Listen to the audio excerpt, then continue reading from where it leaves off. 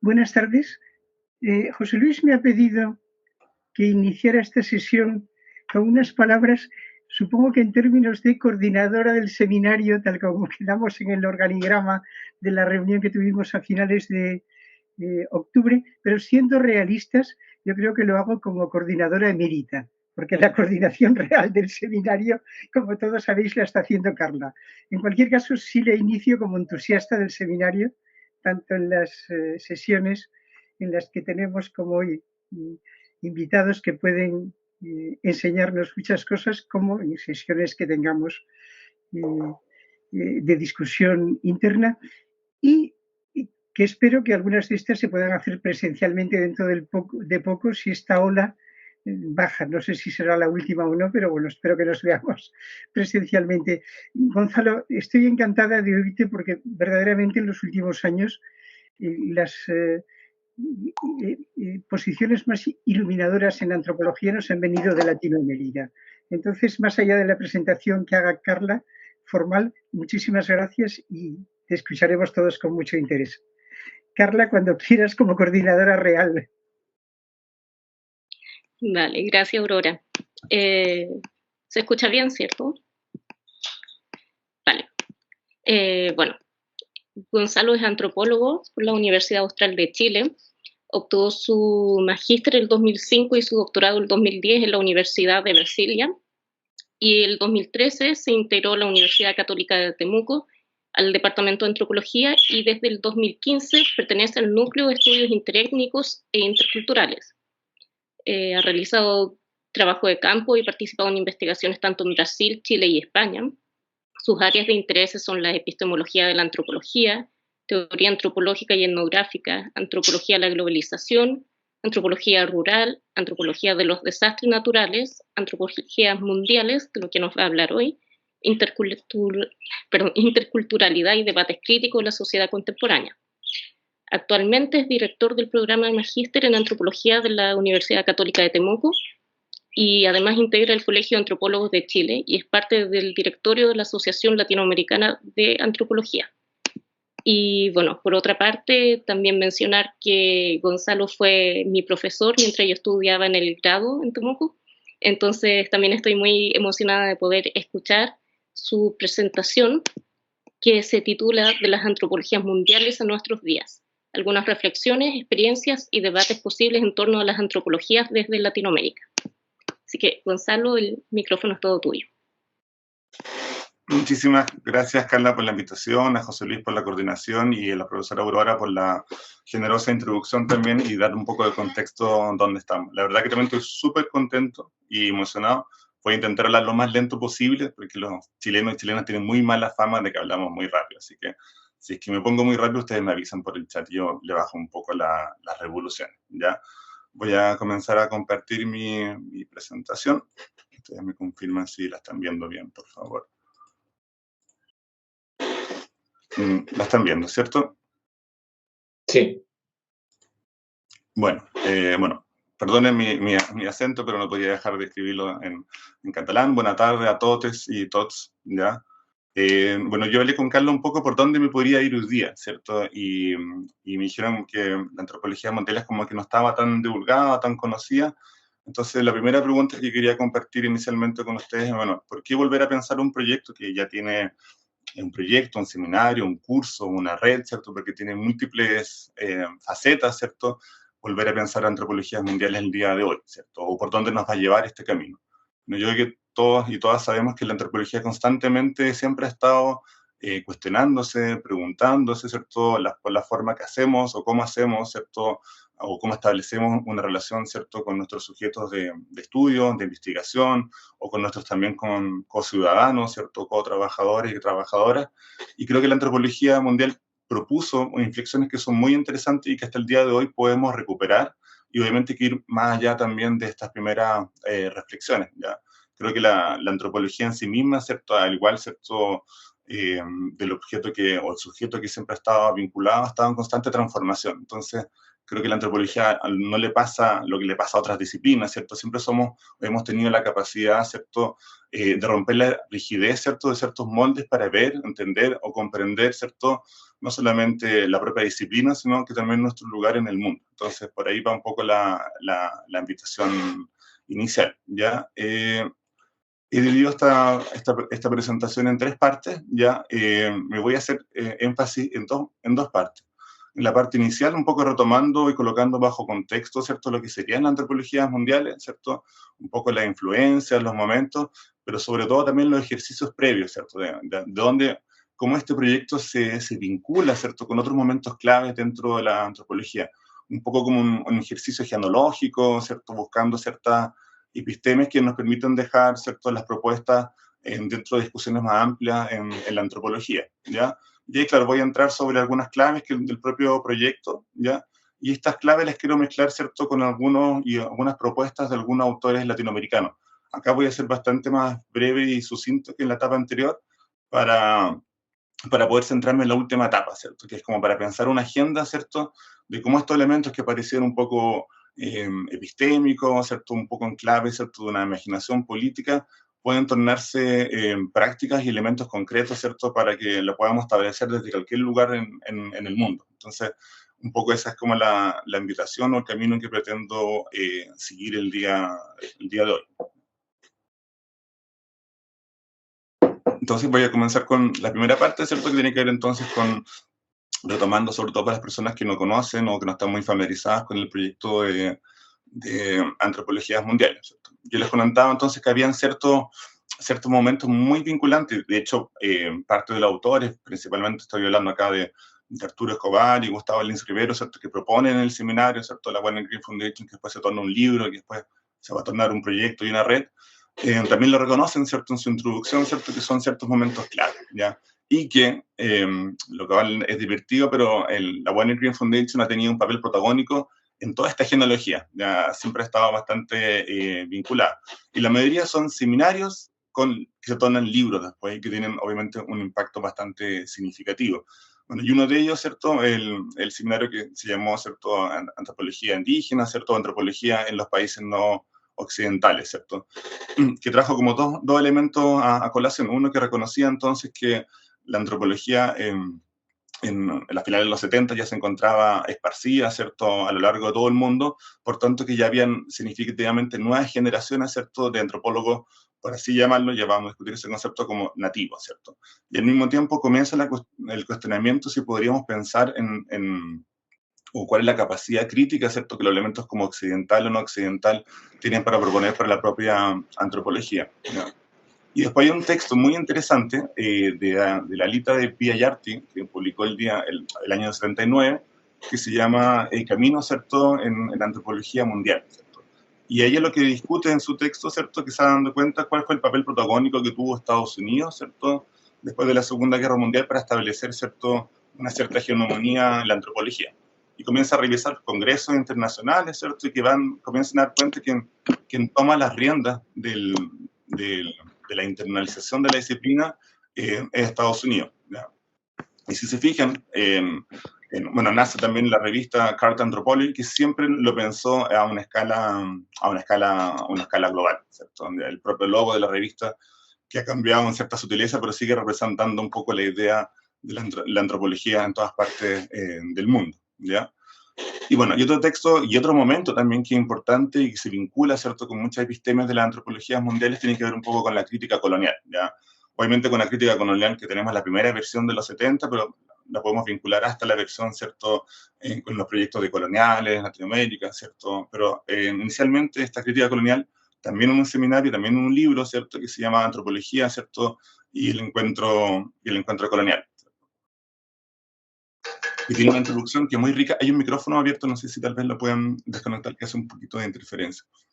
¿Ya? Dentro de la introducción del libro, ¿ya?, y que rescata un poco la vivencialidad, ¿cierto?, del debate, ¿cierto? Bueno, se da cuenta, ¿cierto?, de cómo la estructura del poder colonial, ¿cierto?, tornó el objeto de estudio de la antropología accesible y seguro, ¿cierto? Entonces, y junto con esto, ¿cierto?, comienzan a a levantarse un cuestionamiento que va a ser central para la antropología mundial, ¿cierto? Como dar cuenta de que esta visión, ¿cierto? Basada, ¿cierto? Como dice también Chakrabarty, ¿cierto? Sobre la idea de Europa como una centralidad, ¿cierto? La idea de Occidente como una centralidad de experiencia en el mundo, ¿cierto? Y que obviamente genera miradas, valores y posibilidades, ¿cierto? También entra en cuestionamiento. No es solamente, como sabemos, una independencia política, ¿cierto?, de las distintas colonias, sino que también, obviamente, comienza el cuestionamiento en torno a una geopolítica del conocimiento. Entonces, obviamente que esta crítica también va a aparecer muy fuertemente vinculada con el proyecto de antropología mundial, ¿ya? Finalmente, hay otros conceptos que no voy a entrar en detalle, pero que también son como muy importantes para pensar la propuesta de antropologías mundiales. Por un lado tenemos la idea del sistema mundo, ¿cierto?, propuesto por Wallerstein, ¿cierto?, la idea de que hay antropología sin historia, ¿cierto?, viene un poco de Eric Wolf, ¿cierto?, bueno, y las propuestas también latinoamericanas de Viñolo, Dussel y Quijano, ¿cierto?, para pensar un poco la colonia del poder y la geopolítica del conocimiento, hacen parte también de la epistemes vinculante. Y otro tiene que ver con Esteban Krotz, que lo voy a mencionar después, ¿cierto?, con propuestas alternativas que han surgido de América Latina, como bien decía la profesora Aurora, ¿cierto?, en el caso específico, por ejemplo, con un colectivo, o sea, una propuesta que también se tornó un colectivo después, que tiene que ver con la idea de antropología del sur, ¿ya? Y finalmente, un texto clásico, nosotros ya estamos en una mesa de hegemonías en antropología mundial con el profesor Urjaners nos damos cuenta también cómo fue clave ese texto, esa pequeña introducción, ¿cierto?, a un dossier de la revista Etno, ¿cierto?, que tiene esta metáfora que siempre es muy elocuente. Yo creo que el hecho de que estemos acá reconectándose de formas distintas nos invita un poco a superar esa metáfora, ¿cierto?, de los archipiélagos que solamente se conectan a través de la isla central, ¿cierto? Tal vez para mirar más un Kula extendido, ¿cierto?, y cambiarnos como en otro horizonte, pero esa llamada de atención que nos hizo Thomas Kercom y Ulf Hanners en los 80, imagínense lo que se demoró en que la enfrentáramos, por lo menos sistemáticamente, a través de lo que fue el proyecto de antropología mundial, ¿ya? Ahora voy a entrar un poco más ya directamente en las ideas de la antropología del mundo. Como les contaba, al igual que los otros seminarios, también fue financiado por la Warner Green Foundation y comenzó con un seminario que se hace en Italia, ¿cierto?, y después se torna en un proyecto editorial que en el fondo busca establecer, ¿cierto?, a partir de historicidades poco conocidas, ¿cierto?, ya, sobre todo por la hegemonía de ciertas antropologías centrales, y ahí estamos pensando principalmente en Francia, Inglaterra y Estados Unidos, y un poquito también de Alemania, ¿cierto?, que la antropología había perdido todo lo que buscaba fuera de ella, ¿cierto? Siempre la antropología nunca tuvo problema en discutir, ¿cierto?, la importancia de mirar, ¿cierto?, con toda su complejidad los distintos grupos en el mundo, ¿cierto?, de una perspectiva cada vez más crítica, pero no lo había hecho a sí misma con el propio desarrollo de la antropología, ¿ya? Y aquí, obviamente, que después me voy a referenciar a esto. Sobre todo es interesante que esto afectó a la forma como nos conectamos, la forma como también enseñamos también antropología en los distintos contextos locales, regionales y nacionales, ¿ya? Bueno, posterior, ¿cierto?, al libro, ¿cierto?, al seminario, ¿cierto?, se estableció una red, ¿cierto?, que fue la Red de Antropologías del Mundo, o la World Anthropologists Network, que tenía una página web que todavía está, ustedes todavía la pueden acceder, está disponible, ¿cierto? El proyecto, la red como tal, dejó de operar en red, por así decirlo, ¿cierto? Pero generosamente Eduardo Restrepo, que montó mucho esta parte de logística, la tiene disponible, ¿cierto? Ustedes pueden acceder todavía y ya vamos a ver con qué se pueden encontrar, ¿ya? Entonces, la gran idea fuerza detrás del proyecto era más que una idea de multiculturalismo, sino que realmente llevar a cabo una posibilidad, ¿cierto?, de ir desconstruyendo todos estos elementos que se fueron reconociendo, y ya los voy a comentar de aquí a un poquito, ¿cierto?, por la antropología mundial, ¿cierto? Entonces, era un lugar de encuentro, pero un lugar de encuentro que pudiese permitir, ¿cierto?, eliminar o ir parcialmente eliminando ciertas asimetrías o diferencias en torno al conocimiento que tenemos sobre otras antropologías, ¿ya? Y eso es como uno de los leitmotivs súper significativos del proyecto, del seminario y del libro. Bueno, y durante el proyecto se alcanzaron a sacar, ¿cierto?, seis números que todavía están, ustedes también, insisto, está disponible en la página, la pueden descargar, ¿cierto? Los journals, ¿cierto?, de la red, ¿cierto?, se publicaron 6 journals, ¿cierto?, Todo esto bajo el apoyo logístico, técnico, intelectual y físico y material y humano de mi colega Eduardo Restrepo, ¿cierto? Y bueno, la gracia del journal es que, ¿cierto?, pudiese tener muchas prácticas políticas que eran interesantes. Por ejemplo, la idea del copyleft, ¿cierto? Nunca fue pensado como una revista indexada, ¿cierto? Sino que algunos artículos se escribieron exclusivamente para la revista, pero también hubo republicaciones, ¿cierto?, de artículos ya trabajados anteriormente. Entonces, quería aunar los esfuerzos de encontrar, ¿cierto?, en una revista que era multilingüe, ¿cierto?, no había una política editorial frente a un tipo de idioma, ¿cierto? Entonces, quería generar este espacio de debate y encuentro, ¿ya? Un ejemplo, y la gracia también es que habían autores de distintas partes del mundo contribuyendo, ¿cierto? Y eso obviamente que lo enriquecía bastante, ¿ya? El seminario original, ¿cierto?, que se hizo en Italia, comenzando con el proyecto, ¿cierto?, fue el 2003. Entonces, lo que hubo posteriormente es una serie de encuentros y charlas y conferencias y mesas redondas alrededor de todo el mundo. Por ejemplo, la última, la más reciente, que yo tengo conocimiento, fue una que se hizo también en el Congreso Latinoamericano de Antropología, que era titulada como Revistando las Antropologías del Mundo, pero hay por lo menos casi 20 años, ¿cierto?, donde el proyecto se fue difundiendo y discutiendo, ¿cierto?, en distintos contextos de producción y reproducción disciplinar. Y lo otro que es interesante también, que yo creo que le dio un énfasis especial al proyecto como una práctica realmente de transformación, que fue que se comenzaron a dictar distintos seminarios, al mismo tiempo algunos de ellos, ¿cierto? Principalmente comenzaron con Chapin Hill, donde estaba el profesor, ¿cierto?, Arturo Escobar, y otro donde estaba el profesor Gustavo Lins Rivero en Brasilia, que esa fue por lo menos mi experiencia de vinculación inicial con el proyecto, pero también hubo otra en Colombia, ¿cierto?, donde se fue abriendo la cuña, ¿cierto?, como una necesidad que no tenía frontera, ¿cierto?, de abrirnos, ¿cierto?, a entender cómo la experiencia de lo que le llamamos antropología o de lo que había sido la antropología, o al contrario, los distintos acentos o las distintas formas, ¿cierto?, que cada antropología tiene en distintos contextos nacionales. Entonces se fue tornando como un espacio de encuentro muy rico, ¿ya?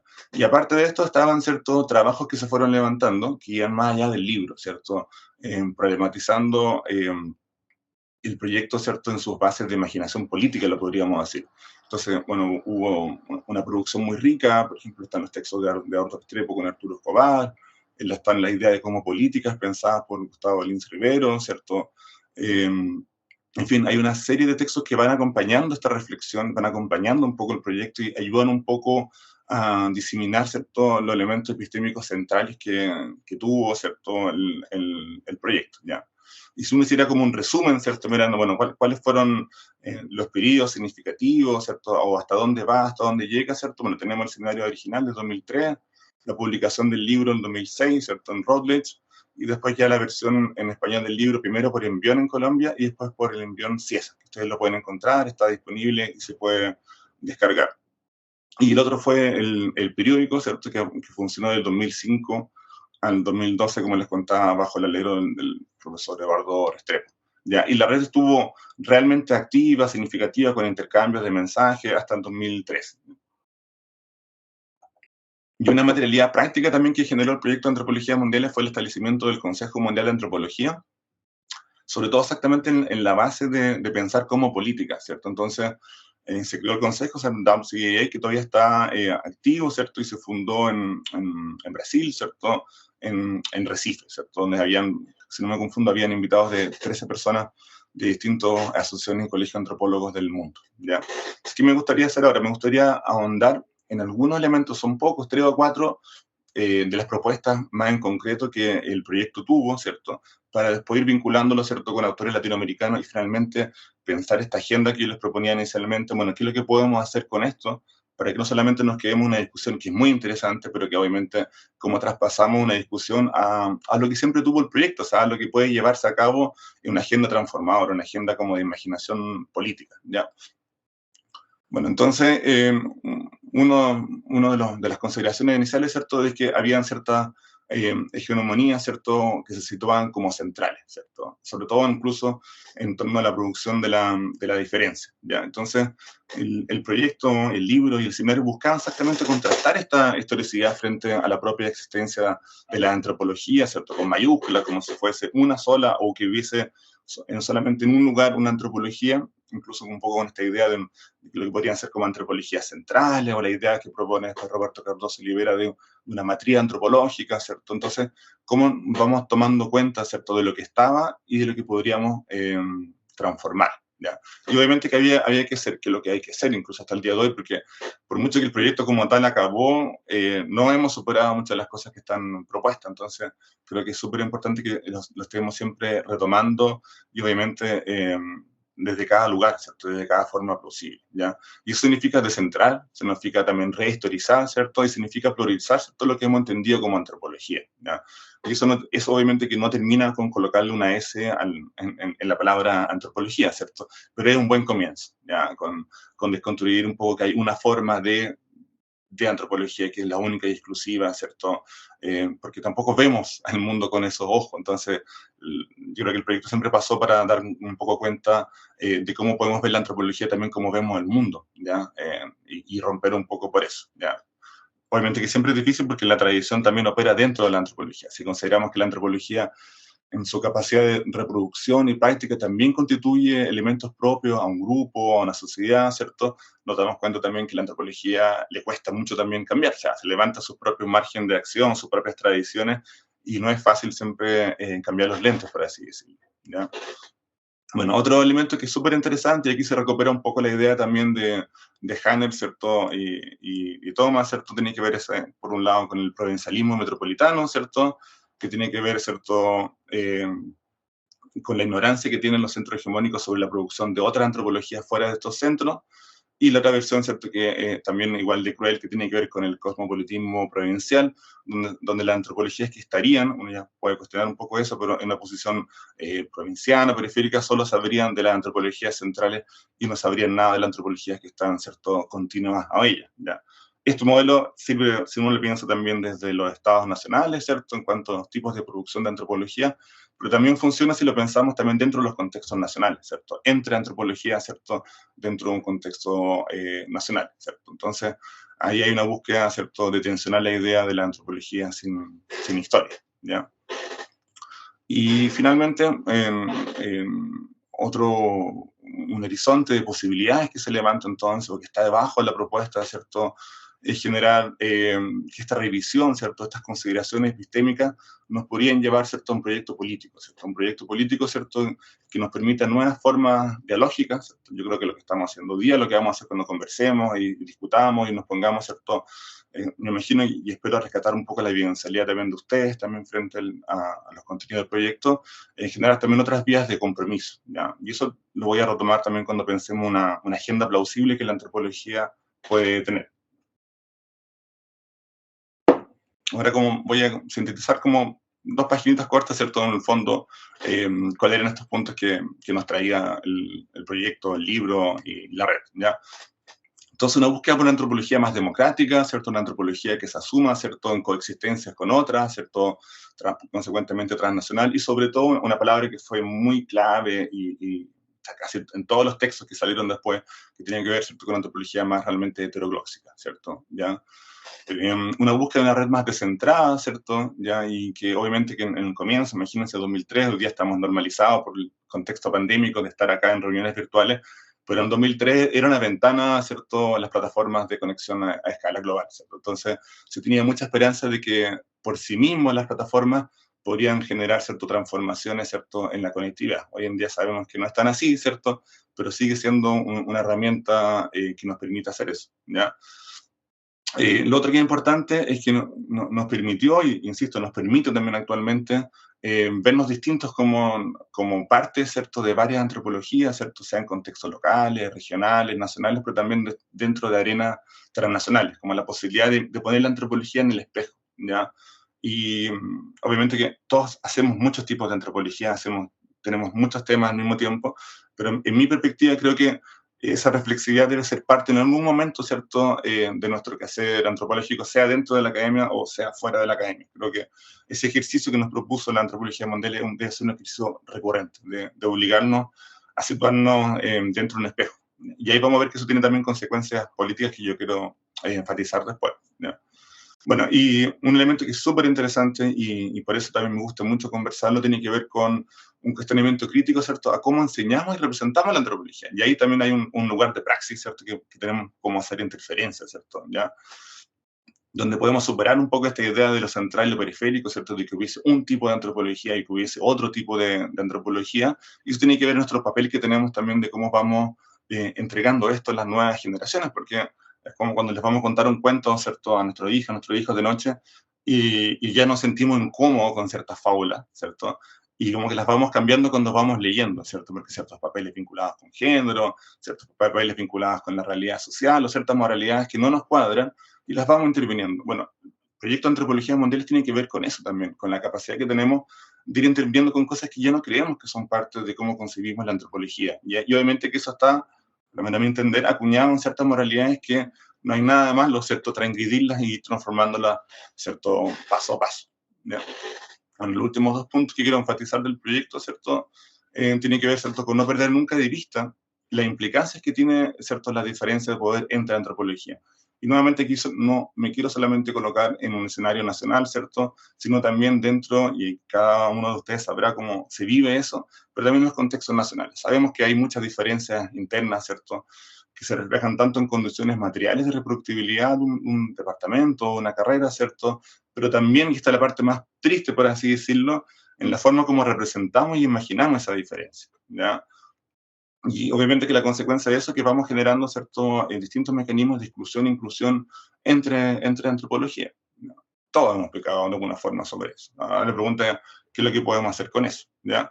Y finalmente me interesa mucho destacar esto porque es algo que yo tengo una convicción muy grande frente a esto y vengo trabajando en otro tema específico hace tiempo que tiene que ver con una crítica frente a la indexación global y sobre la cultura de la auditoría, ¿cierto?, y sobre los sistemas de diferencias generados por empresas, ¿cierto?, que tienen que ver en la importancia de las como políticas, ¿cierto? Entonces, ¿cómo podemos ir tomando como política, ¿cierto?, como algo que, con elementos que nos atañen ¿cierto?, a la disciplina como un todo, ¿cierto? Y ahí está la posibilidad, ¿cierto?, de reivindicar eso a nivel, ¿cierto?, de un colectivo pensado transnacionalmente. Entonces, creo que ese espíritu de pensar en como política siempre tiene que estar rejuveneciéndose, siempre tiene que hacer reactivarse, ¿ya? Y ese es un elemento que me gusta mucho siempre destacar del proyecto de Antropologías Mundiales. Bueno, esa era la primera parte, ahora me voy a la segunda parte, y como les contaba, voy a ser un poco más sucinto, pero no puedo dejar de mencionar, ¿cierto?, para hacer un poco esta mezcla, ¿cierto? Y en parte esta mezcla ya estaba un poco presente también en la idea de Antropologías Mundiales, en el proyecto, recordando que Arturo y Gustavo como impulsores del proyecto también tenían parte del contexto latinoamericano. Entonces algunas de estas ya están en la referencia y otras se van complementando con el andar del proyecto o se van simplemente cruzando, ¿ya? Entonces, por un lado tenemos el profesor Esteban Crotz, ¿cierto?, que tiene una propuesta en torno a antropologías del sur, tiene varias versiones, varios diálogos que ha ido incorporando en esta idea de la antropología del sur, pero específicamente pensando de Latinoamérica me interesa, ¿cierto?, asumir, ¿cierto?, lo que significa, ¿cierto?, un contexto donde las desigualdades sociales son un escenario de fondo que es muy significativo, ¿cierto?, y lo cual también nos invita, ¿cierto?, a obviar, ¿cierto?, ciertos silencios y invisibilizaciones que alguna antropología han tenido, ¿ya? Y por otro lado está lo que nos propuso la antropóloga colombiana, ¿cierto?, que al revisar un poco las particularidades que podría tener la antropología latinoamericana, ella propuso la idea, ¿cierto?, de esta particular relación que se establece, ¿cierto?, en América Latina del antropólogo, por un lado como investigador y como ciudadano y ciudadano, ¿cierto?, donde estas cosas no se podrían separar. Y que estas dos cosas no se pudiesen separar significaría, ¿cierto?, que la producción o que la práctica de antropología tuviese un especial acento en América Latina. Yo creo que eso no es solamente en América Latina y que lo podemos problematizar en distintos contextos. Pero a mí me gustaría agregar esa idea, ¿cierto?, del antropólogo como ciudadano, la antropóloga como ciudadana, independientemente del contexto geográfico, es también incluir la idea del antropólogo y antropólogo como trabajador y trabajadora. Creo que hoy en día, más que nunca, esa idea también de que no nos podemos abstraer de esa condición de trabajador o trabajadora, sea dentro de la universidad o fuera de la universidad, nos coloca un especial énfasis para observar nuestro mundo contemporáneo, ¿ya? Entonces, creo que esa tríade vale mucho la pena tomarla en consideración, ¿ya? Bueno, por otro lado, Eduardo Restrepo, bueno, hay muchos elementos interesantes que me encantaría destacar de mi colega, pero es especial importancia, por lo que estoy debatiendo el día de hoy, me interesa un poco la idea de las lugarizaciones, ¿cierto? Un poco como la antropología, como práctica, como reproducción de un saber, ¿cierto? Determinado, está determinado por ciertos enclaves propios, ¿cierto? ¿Dónde está esa antropología? ¿Dónde está situada, ¿cierto? Hay departamentos, en regiones, que hay una relación de antropología muy fuerte con la vinculación social o en su producción de generar un conocimiento práctico por demanda ciudadana, ¿cierto? Que tampoco deberían por qué estar en una relación, ¿cierto?, de asimetría frente a otros tipos de producciones, ¿cierto?, de conocimiento que tal vez tengan un carácter más teórico, por así dejarlo, ¿ya? Y otro punto que siempre me gusta mucho destacar, ¿cierto?, de las conversaciones que tengo con Eduardo, tiene que ver entonces con la idea de la imaginación en torno a proyectos políticos alternativos como una constante para la antropología, ¿ya? Aquí nadie está diciendo que la antropología solo tenga que centrarse y discutir eso, sino que en algún momento nosotros como actores que hacen parte de lo que podemos concebir entonces como antropología, podamos colocar esto en discusión, ¿cierto? O podamos también tener un momento, ¿cierto?, de situarnos, ¿cierto?, en este marco de conversación, ¿ya?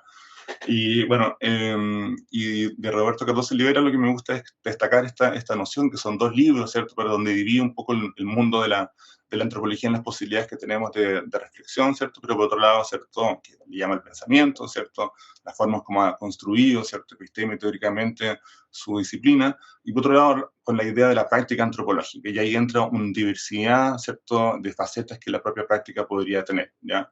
Y otro elemento, ¿cierto?, que también aparece, y aparece referenciado, tiene que ver con la idea de lo que uno puede cuestionarse en torno a lo que sería una matriz disciplinar versus a la idea de estilos, ¿ya? Bueno, como les dije, iba a ser un poquito más, injustamente un poquito más rápido con esta parte, para que ahora nos pudiéramos pasar un poco a la idea de una agenda, ¿cierto?, de cómo tanto esta discusión inicial de antropologías mundiales mezclada un poco con esta versión latinoamericana, podría hacernos pensar una agenda política, una agenda de imaginación política, ocupando un poco la propuesta que tiene el colega Restrepo, y ahí yo lo que quiero hacer es conversar y enunciar ciertos puntos que me encantaría también saber cómo decantan, ¿cierto?, entre ustedes también, ¿ya? Entonces las quiero ir presentando, que sería la tercera parte de mi presentación. Son 7 por si acaso, ya. Bueno, la primera tiene que ver entonces con algo que es cada vez más importante para la antropología en nuestro tiempo contemporáneo. Tal vez aquí volvemos un poco a la idea de conjugar la ciudadanía con el trabajo, ¿cierto? La responsabilidad que hoy en día le recae a la antropología, ¿cierto?, en un mundo neoliberal, ¿cierto? En este capitalismo milenario que hablaba, ¿cierto?, Komarov, ¿cierto? James John Komarov, ¿cierto?, en ese libro. Bueno, o en la propuesta también que tiene Marilyn Starter sobre la cultura de auditoría, ¿cierto?, o los trabajos de Chris Shore y también sobre cultura de auditoría, pero también sobre antropología de políticas públicas, ¿cierto?, que tienen que ver, ¿cierto?, cómo entramos en una discusión sobre el valor, ¿cierto?, ya que para que tengamos una asignación del valor, ¿cierto?, que pase por todas las complejidades de lo que realmente hacemos como antropólogos dentro y fuera de la universidad, ¿cierto? Y donde hoy en día tenemos una hegemonía que ya no tiene que ver solamente ahora con los márgenes de la disciplina, ¿cierto?, o con los márgenes de la academia, sino que tiene que ver con una hegemonía que se ha establecido, ¿cierto?, en lo que uno podría considerar, lo que yo propongo como la idea de un sistema mundo universitario, ¿cierto?, que está basado por la fuerte implicancia de la acción de las empresas transnacionales de indexación. Yo sé que España también tuvo varias discusiones muy propias, ¿cierto?, en los últimos 15, 20 años, ¿cierto?, sobre los criterios también de calidad de la universidad. Entonces, sé que hoy en día también esa discusión está en ese contexto, ¿ya? Obviamente que lo que está ahí y lo que está dando vuelta tiene que ver con condiciones precarias, con condiciones flexibles, ¿cierto?, pero sobre todo con algo que siempre observamos fuera de la antropología, ¿cierto?, que son los cuestionamientos en torno a la capacidad de asignación valor, ¿ya? Y obviamente que sería muy interesante también que lo pudiéramos mirar también dentro de nuestra propia disciplina, ¿ya? Otra forma, ¿cierto?, de llevar esta agenda, ¿cierto?, a un plano más práctico, y aquí hay muchas formas de cómo lograr esto, y yo creo que muchos y muchas ya lo estamos haciendo, ¿cierto?, o nos interesa hacerlo. Aquí nuevamente me interesa decir, no hay una sola forma, o no todos tenemos que hacer esto, pero que en algún momento lo podamos hacer, ¿ya? Que tiene que ver con generar otras formas de divulgación de conocimiento antropológico, ¿cierto?, o de reflexividad antropológica, que no se limiten solamente a instancias, ¿cierto? O espacios, ¿cierto? De producción académica, sobre todo los vinculados con el punto anterior, ¿cierto? Que tiene que ver con esta idea de lo que Restrepo llama como el antropologesco, ¿cierto? Como esta idea de hablar en una antropología tan compleja que solamente los antropólogos y las antropólogas lo pueden entender, ¿ya?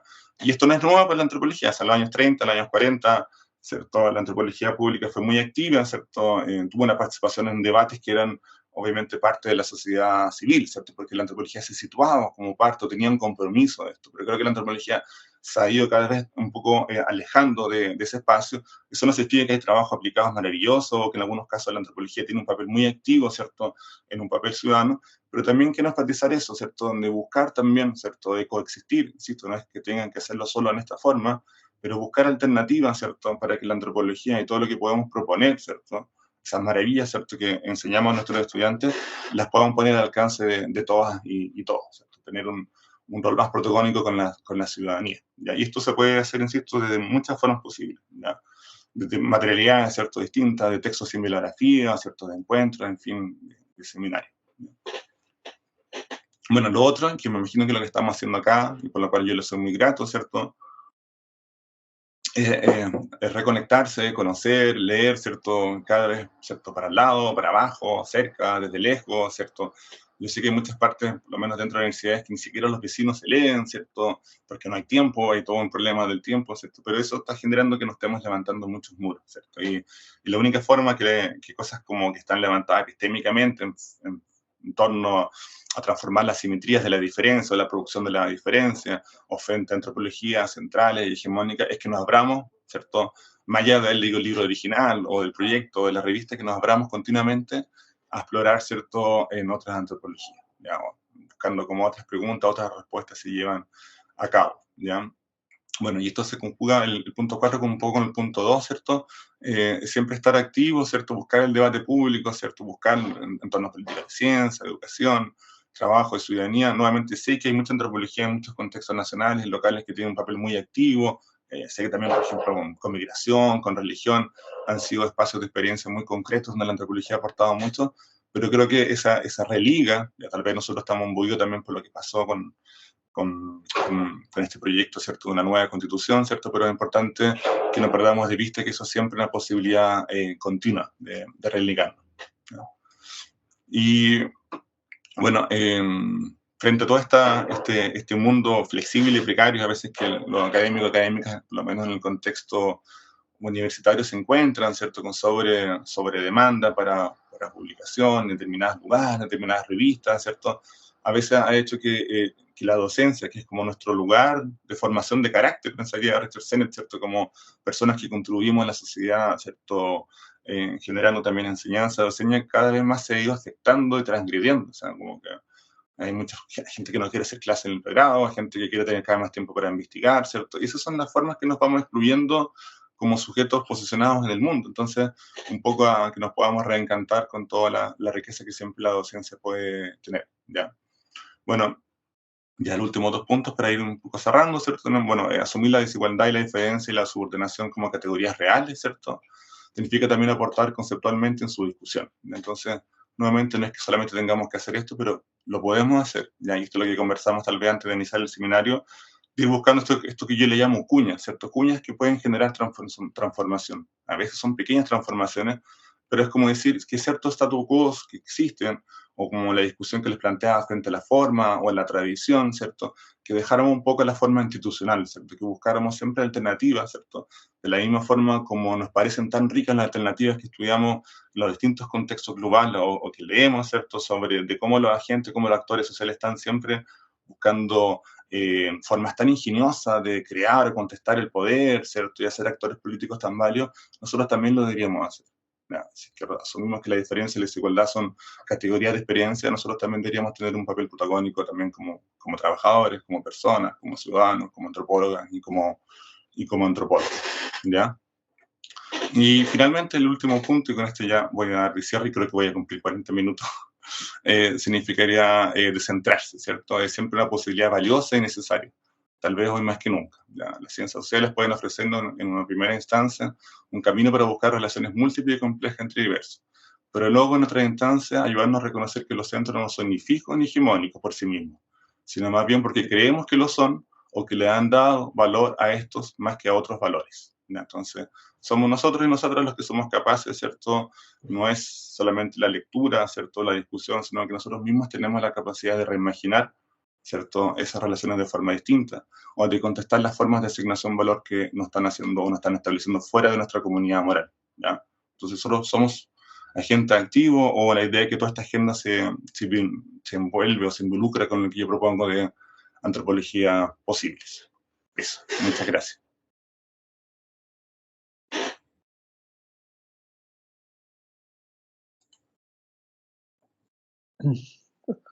Carla, si moderas el debate, Sí, palabras y...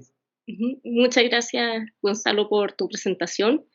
Y bueno, como dice José Luis, si alguien tiene algún comentario, pregunta, está el micrófono abierto, así que quien quiera hablar. José Luis. Bueno, pero no quiero, si hay otros. Bueno, simplemente apuntar una cosa, vamos recogiendo cosas.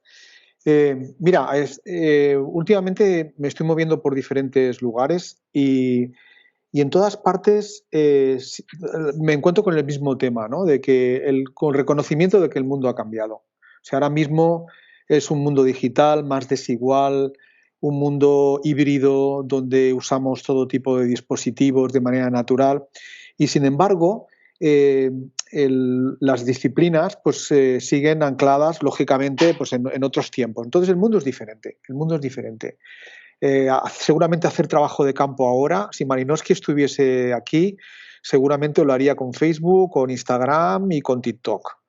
No sé si me explico. O sea, entonces la pregunta es, en este mundo en el que vivimos y al que vamos, que está acabando de empezar, porque las desigualdades son enormes. Yo, por ejemplo, ya lo sabe la gente del Grafo, estamos trabajando el tema de microtrabajadores, gente que trabaja entre plataformas digitales en diferentes países y bueno, es una realidad terrible, ¿no? Gente con licenciaturas de ingeniería, etcétera, pues trabajando supervisados por algoritmos, y son países enteros, son millones y millones y millones de personas, y esto es creciente, ¿no?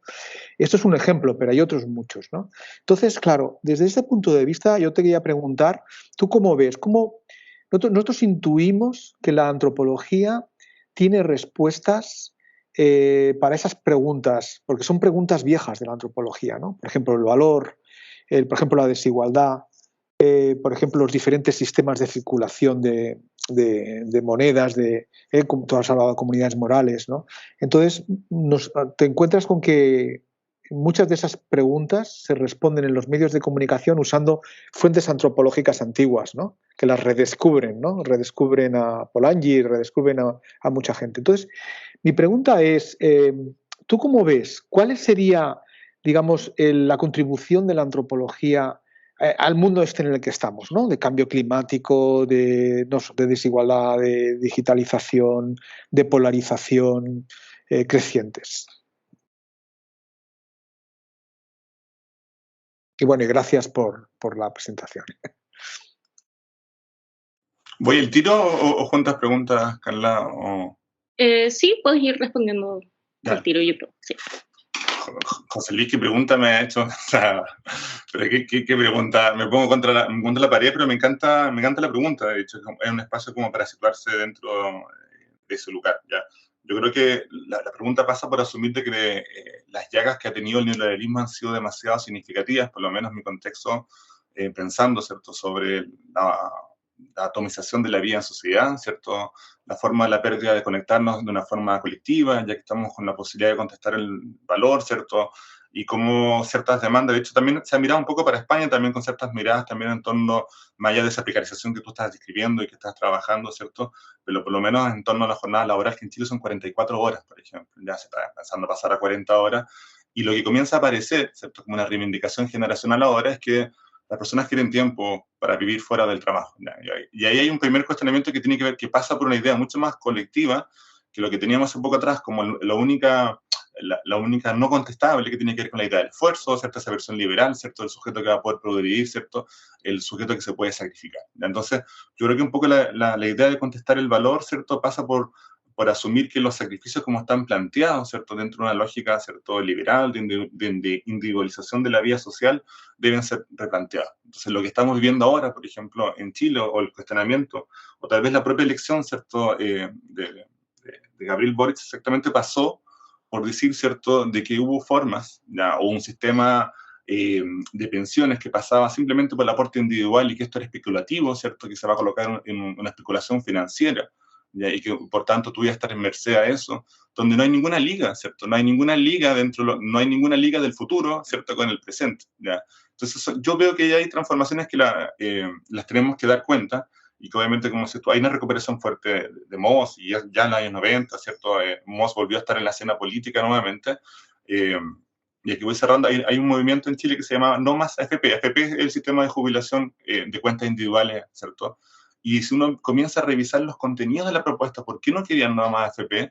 Exactamente, querían recuperar un valor de la liga social, ¿cierto? Un valor, ¿cierto?, de sentirse nuevamente que hacen parte o que podemos conectarnos de otra forma. Yo creo que ahí la antropología tiene mucha cuña y mucho lugar para establecer esto, tanto afuera, pero insisto, también adentro, ¿ya? Yo creo que esa simetría o esa asignación de valor tiene que mirarse también la forma como nos afecta, ¿ya? Entonces, por eso me encanta llevarlo a la lucha o al debate o a la arena de disputa, que tiene que ver, ¿cierto?, con la fuerza que tienen para producir valor las indexaciones en las revistas o en los papers, ¿cierto? Que es una lucha que le hemos dado tímidamente, y yo creo que la deberíamos dar mucho más activa y fuertemente, ¿ya?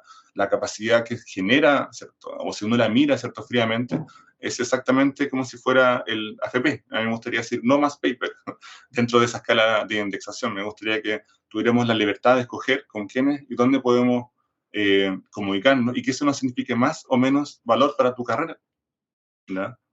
Entonces, claro, están esas dos posibilidades, ¿cierto?, de hacer ese diálogo y proponer hacia afuera, pero creo que también hay muchas tareas que parten en casa y que las tenemos que asumir. Yo sé que muchos también nos vamos haciendo parte de esto, pero si no tenemos también una posibilidad crítica del lugar que estamos haciendo parte, yo creo que se hace todo un poco más complejo. José Luis, creo que te respondí muy parcialmente, pero algo pude intuir frente a esa gran pregunta que me colocaste, para que te hayas satisfecho un poquito. Vale, creo que Virginia tiene una pregunta o comentario, no sé. Hola, muchas gracias, Gonzalo, por tu espléndida exposición. Además, has tocado temas que son muy importantes en este momento en cuanto, bueno, un poco nuestro posicionamiento como, como miembros de la academia, como científicos, como personas en el mundo. Es decir, aquí esto es muy complejo. Y bueno, yo creo que lo que has planteado debería haberse planteado en cualquier contexto, en cualquier época. Es cierto que en estos momentos hay un cambio de paradigma importante, y entonces lo que quería decir es que no solo es en lo digital, es un cambio de paradigma conceptual. Y entonces aquí los filósofos están haciendo grandes aportaciones. Aquí me refiero, por ejemplo, a Rossi Braidotti, que ha publicado sobre el poshumanismo y por una política afirmativa. Estos son los títulos de sus libros. Entonces, hay un cambio real de paradigma en cuanto a cuestiones de ecología, de feminismo, de colonialismo. Pero lo que plantean los filósofos en general es algo muy global. Es decir, la perspectiva es global, lo que plantea Rossi Braidotti y otros. Y la antropología, en cuanto a su aportación en este cambio de paradigma, creo que iría en el camino de lo micro. No tanto, bueno, sí, combinando lo global y lo micro, pero su aportación más importante podría ser qué es lo que pasa en los universos micro. Sí, en cuanto a este cambio de paradigma. ¿En qué pasa con los jóvenes? ¿Qué pasa en ciertas dimensiones sociales, económicas, políticas? Que es un poco lo que ibas planteando, Gonzalo, que como investigadores tenemos que estar pues al hilo de lo que está pasando, implicados, y que nuestra docencia como tal, que es nuestra aportación genuina, aparte de la investigación, que no siempre llega al público mayoritario, pues en cuanto a la docencia también tener en cuenta la actualidad de nuestros contenidos. Virginia, agradezco mucho tu comentario y tu reflexión, y creo que también me estimuló para dos lugares que quería compartir con ustedes. Una de las grandes discusiones que se tornó a partir del proyecto Antropología Mundiales tenía que ver con la idea del monolingüismo, el papel que tenía el inglés, cierto, preponderante para tornarse una lengua franca, pero al mismo tiempo la centralidad que tenía. Entonces, una de las disputas, y para mí eso fue como muy divertido también verlo, porque entiendo que hay una disputa, ¿cierto?, del acceso, ¿cierto?, a una lengua franca, pero al final de cuentas, muchas veces lo que está basado es para poder quebrar la simetría del alcance o de la globalidad de cada uno de sus productores, por así decirlo, ¿ya? Cuando en la última reunión que tuvimos en este seminario de la TAPSIE, que era sobre hegemonía en antropologías mundiales, yo les propuse, y tuvimos una buena discusión en torno a eso, de que también pudiéramos tener un espacio global de aportación, ¿cierto?, de la antropología hacia el contexto público, ¿ya? Entonces, donde el debate no solamente pasaba por validar, ¿cierto?, que entiendo que es significativo, por favor, o sea, todos somos investigadores también y producimos conocimiento, ¿cierto? Me parece muy interesante esto, pero que la idea no pase por la centralidad de esa divulgación en generar nuevas escalas de diferencia, sino de que cómo podemos transformar que esos aportes, más allá que puedan alcanzarse en inglés, estén, ¿cierto?, alcanzando a personas que se pueden inspirar. Un poco que la antropología podía inspirar discusiones, ¿ya?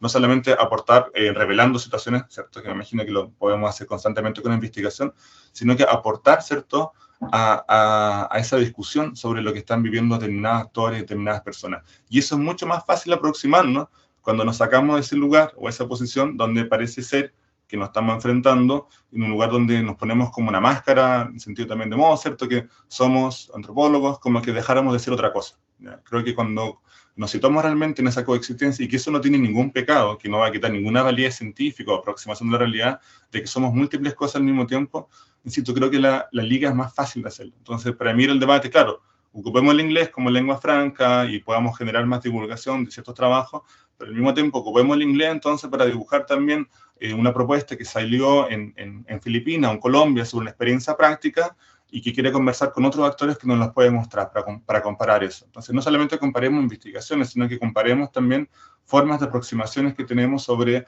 realidades sociales que tienen obviamente un contexto compartido. O sea, hay formas o presencia, y obviamente que no es globalmente igual, pero el neoliberalismo, ¿cierto?, y la que puede generar, tiene determinadas formas de diseminación que tienen ciertos ajustes que son similares, ¿ya? Eso, así que gracias, Virginia, por el lugar que me llamaste, que no lo tenía considerado.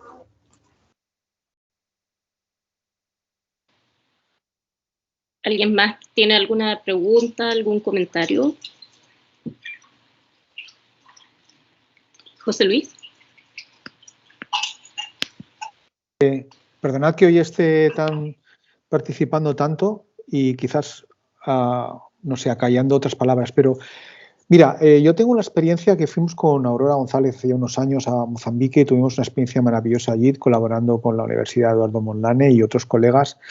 Entonces, cuando estábamos en clase con estudiantes, hablábamos en español porque el portugués lo entendía, bueno, la gente de habla portuguesa no se entendía muy bien y realmente fue una experiencia extraordinaria. Pero ahí una de las cosas que aprendimos, o por lo menos aprendí, es que, ostras, los estudiantes estaban citando a Salins, los estudiantes estaban citando a los franceses, no sé, lo que es esas centralidades que tú decías, ¿no?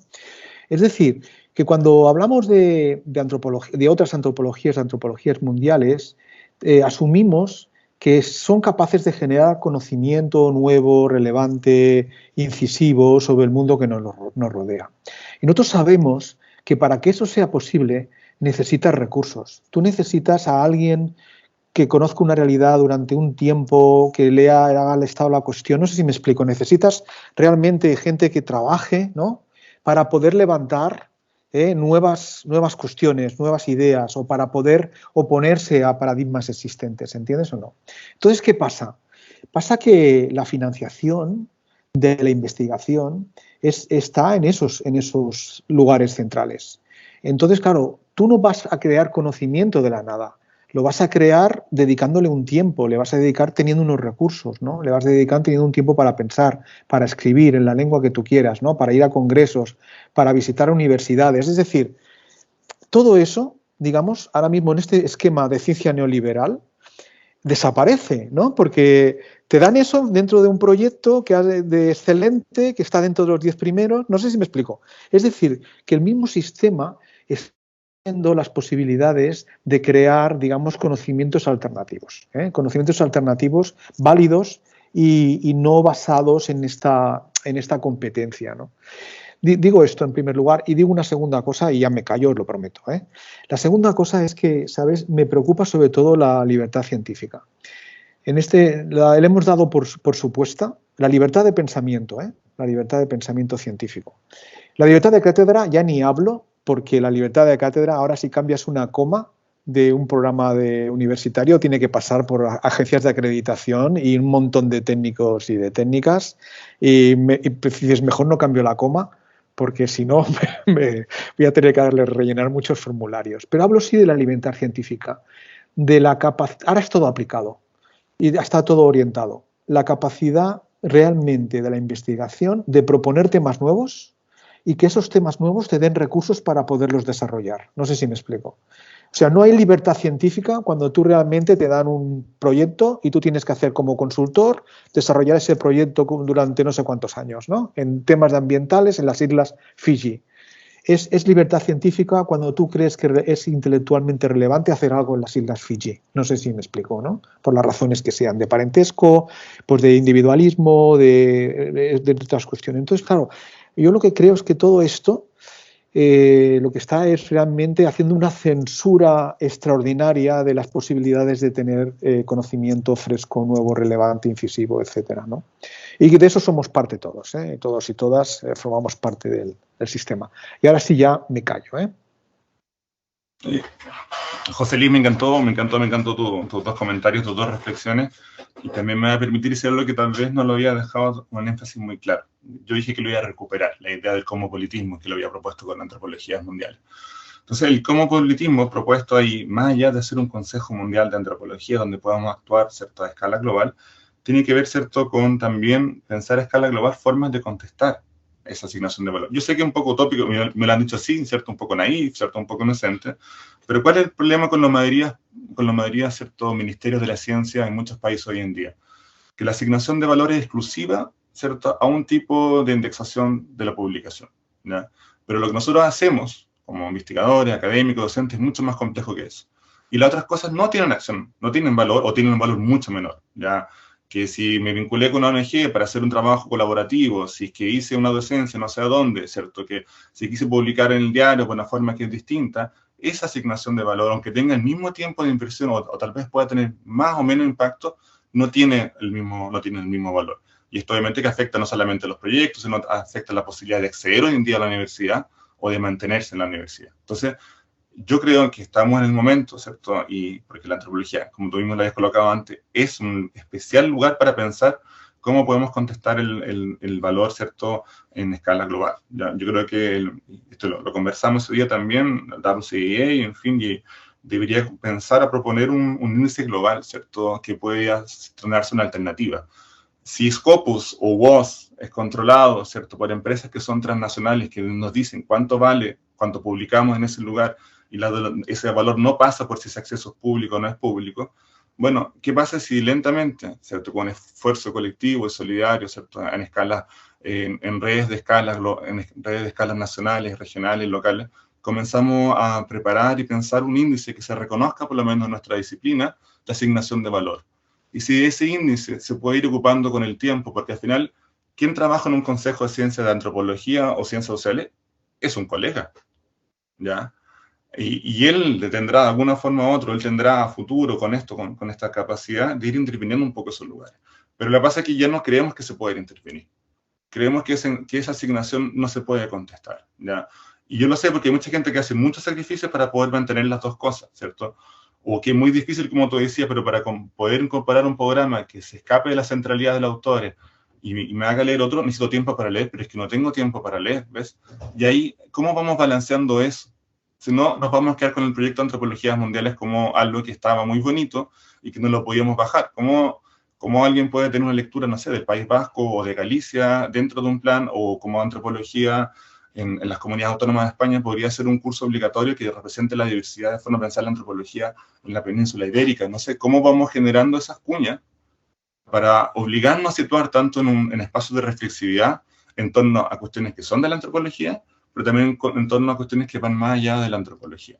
Entonces tal vez yo estoy en esa generación que cree que se pueden ir haciendo estas cuñas, pero que cada vez se puede ir también pensando en cuñas en escalas globales para volver a una lucha que es la lucha de la asignación de valor, y que no sea una empresa multinacional que te diga a ti que ese texto, que nunca lo va a leer y que nunca sabe lo que dice, tiene determinado valor o tiene determinado impacto. Porque eso yo no me lo trajo. Yo no lo consigo ver como normal, no lo consigo normalizar, y sé que la gente que hoy en día está como profesora titular nunca pasaron por eso. Sé que Marcel Mauss y las reseñas de anales franceses de Durkheim, que fueron, no sé, 500, 800, ninguna de ellas pensaron dónde se iban a indexar o cuánto valor iban a tener. Entonces, hay algo que es muy importante que lo estamos dejando un poco para el lado, o es conversación de pasillo, o es catarsis. Yo creo que deberíamos pasar de la catarsis a un tipo de liga, a un tipo de conversación, a un tipo de encontrarse, a que estas cosas lentamente, pero sí se pueden ir transformando. Por eso la antropología es posible.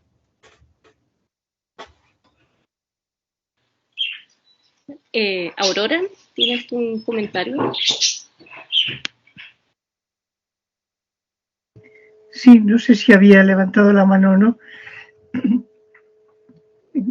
A mí me interesa mucho lo que planteas en términos de cuñas, que me parece que es lo único que somos capaces de hacer. Pero esta especie de presión por otro tipo de evaluación, entiendo que tiene que hacerse fuera de los circuitos académicos formales, porque en mi experiencia, al menos, con algún intento que en su momento encabezaba Federico Besserer de establecer una red de universidades, chocó contra la burocracia. Cada vez que, José Luis decía antes, cuando cambias una coma en un programa tienes que pasar por una comisión de evaluación, y cuando presentas un proyecto de red universitaria en un rectorado y cambian una coma, tiene que pasar por las 20 y tantas universidades que participan en la red, ¿no? Entonces, este tipo de presión, ¿no? Por una forma de evaluación distinta que planteas, entiendo que tiene que hacerse por circuitos que son casi más personales, que van creciendo de forma concéntrica, que más institucionalizados. Pero luego yo quería hacerte una pregunta que es bajar muy a tierra por respecto a las preguntas que te hacían mis compañeros. En el interior de la propia antropología latinoamericana, ¿hay también antropologías centrales y antropologías subordinadas?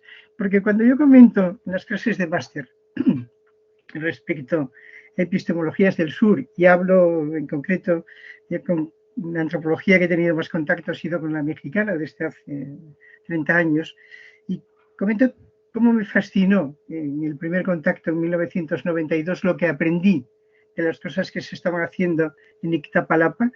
Me dicen, sí, pero México es otra cosa. Como si la valoración de la antropología mexicana en el contexto latinoamericano fuera distinta a otras antropologías. ¿Tú compartes esto o crees que las relaciones son más igualitarias? Muchas gracias por tus dos comentarios. El comentario inicial, conozco también la obra y conozco, por eso se contaba un poquito la experiencia española, y sé también un poco los tombos que se han dado frente a las paredes. Yo realmente creo que tenemos que hacer eso por fuera, pero que la lucha de la asignación, más que la evaluación, es la asignación del valor, porque me quiero llevar a una antropología bien clásica. Más que evaluar, es asignar lo que para una comunidad moral tiene valor. Porque si no lo llevamos a una disputa que es moral y que es ética, nos va a costar más salir del lugar. Y frente a la segunda pregunta, que me encanta porque me lleva a la experiencia que he tenido en dos trabajos, que es la Asociación Latinoamericana de Antropología. Y obviamente yo comparto tu diagnóstico. El primer texto que escribí sobre antropologías mundiales también sentía que era una búsqueda también de antropologías nacionales para llegar un poquito más al centro. Entonces ahí hay dos proyectos que son muy bonitos que ha hecho ALA, buscando también estas epistemes que estaban en el proyecto de antropología mundial, que tiene que ver, ¿cierto?, con generar condiciones de diseminación distintas, ¿ya? y un proyecto que se llama Antropologías Hechas en, ¿ya? Que son recopilación de trabajos publicados en distintos países de América Latina, gratuitos, descargables, ¿cierto? En algunos casos fueron con convocatorias, ¿cierto? Y en otros casos fueron, ¿cierto? Simplemente con recuentos históricos, ¿ya? Exactamente para reconocer, porque realmente hay, ¿cierto? Hay centralidades, ¿cierto? Hay centralidades regionales y también hay centralidades nacionales, o sea, eso es evidente, lo podemos colocar en términos de impacto en condiciones materiales y objetivas, uno las puede ver. Pero la única forma de ir insistiendo en esas cuñas, como tú mismo valoraste, es, bueno, entonces coloquemos a disposición en un lugar, que es un lugar muy interesante para hacer eso, que habla, un acceso abierto a las distintas historias, enfoques y miradas de la antropología. Ahora, la única forma que eso se baje un poquito más, y ahí también siento que siempre es un limitante, es que sumamos que es importante leer de Bolivia, o que es importante leer de Perú, que es importante leer de Centroamérica, en cada uno de estos contextos. Entonces, hoy en día el curso de Antropología Latinoamericana ya está bien diseminado, ¿cierto?, en América Latina. Pero nuevamente, a veces caía también en este contrabalance, ¿cierto? Mucho Brasil, mucho México, ¿cierto? ¿Ya? De hecho, el propio Restrepo tiene un texto que le va colocando como distintas categorías, ¿cierto?, a estos tipos de antropología en América Latina. Entonces, junto con ofrecer, ¿cierto?, un espacio donde estén disponibles, ¿cierto?, porque a veces encontraba mucho, encontrar un texto, o la revista indígena que ya no existe más, estos libros están permitiendo, ¿cierto?, generar, ¿cierto?, esa disposición, pero nuevamente esto no va a tener tanto impacto si llamamos, ¿cierto?, como un lugar de observación interesante, que nos convite a explorar un poco más, ¿cierto?, sobre otras antropologías. Muchas gracias por la corrección y por subrayar que no se trata de evaluar, sino de hacer asignaciones de valor y también de liberarnos del lenguaje de esas multinacionales de la evaluación. Efectivamente, el programa de la asignación de valor, que aquí lo hemos discutido muchas veces en el grafo respecto a la aplicación de la antropología, es que no se sabe cómo. Yo me siento impotente respecto a cómo conseguir que ciertas aportaciones que pueden ser centrales para la sociedad se valoren en el mundo académico y social. Yo estoy en contacto desde hace muchos años también con Esteban Kroz y me envía con frecuencia los pequeños artículos de prensa que va publicando sobre temas de actualidad. Me acuerdo algunos ya en plena pandemia sobre las dificultades del lavado de manos en comunidades que no tienen acceso habitual al agua. Bueno, claro, es tan difícil que esto sea evaluado académicamente. Ya sé que lo que propones es un programa de lucha, que es lo que nos queda, pero verdaderamente es difícil conseguir que esas asignaciones de valor cambien más allá, insisto, en este concepto que me ha gustado mucho de las cuñas, ¿no?, que por lo menos hacen saltar de vez en cuando algunos listones o algunos travesaños. A mí me gustaría compartir dos cosas prácticas, porque estudié en una universidad muy grande en el posgrado y llegué a una universidad que es muy pequeña y que tiene todas las dificultades de ser una universidad muy pequeña, y como les contaba al inicio, ¿cierto?, en un lugar donde se ganó en la calle la gratuidad para el pregrado, pero el posgrado no hay gratuidad, ¿cierto?, para el grupo más, ¿cierto?, vulnerable de la sociedad, y significa un lugar muy difícil de acceso. Yo les voy a contar dos cuñas más concretas, porque parece que solamente me he quedado como en las cuñas teóricas. ¿Ya? La primera fue cuando abrimos el programa. Ya, cuando abrimos el programa, comenzamos a dar becas del 100% que nunca nadie había dado, y no entendían cómo lo íbamos a hacer. Ya, y fuimos el programa que más becas dio.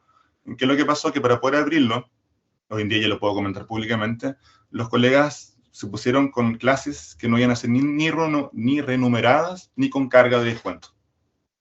Porque creían que había un proyecto que era un proyecto colectivo, ¿cierto? Que no iba a ser o sea, nadie se iba a beneficiar individualmente, pero sí que nos íbamos a financiar como equipo, como colectivo, y a nuestros estudiantes que no tenían la posibilidad de viajar, de salir, o todos tenían las mismas condiciones de postular a beca. Y ese programa se ha mantenido a pulso, y a veces podemos estar bien, a veces estamos mal, pero cada vez que estamos mal, aparece un espíritu, ¿cierto?, colectivo, solidario, mausiano, de edad idoso, que es muy bonito de verlo, pero que era imposible. Si ustedes me dijeron, ¿se puede abrir un programa? No. El departamento financiero de la universidad no se puede abrir, estos números no dan. No se puede. Bueno, somos un programa que está acreditado por la agencia de acreditación, hemos publicado un libro, tenemos una serie de cosas que hemos hecho con con puros profesores extranjeros, Restrepo, Gustavo Lins Rivero, Claudia Briones, Marita Carrasco, que nos han visitado, han estado acá, y yo les digo que sí se puede. Y lo segundo, que ahora estamos escribiendo les propuse a mis colegas escribir un libro de antropología para todos y para todas, ya que también lo vamos a hacer también probablemente en ALA, y les propuse a mis colegas si todos pudiéramos escribir un texto de los temas que trabajamos, nos apasionan, pero sin bibliografía.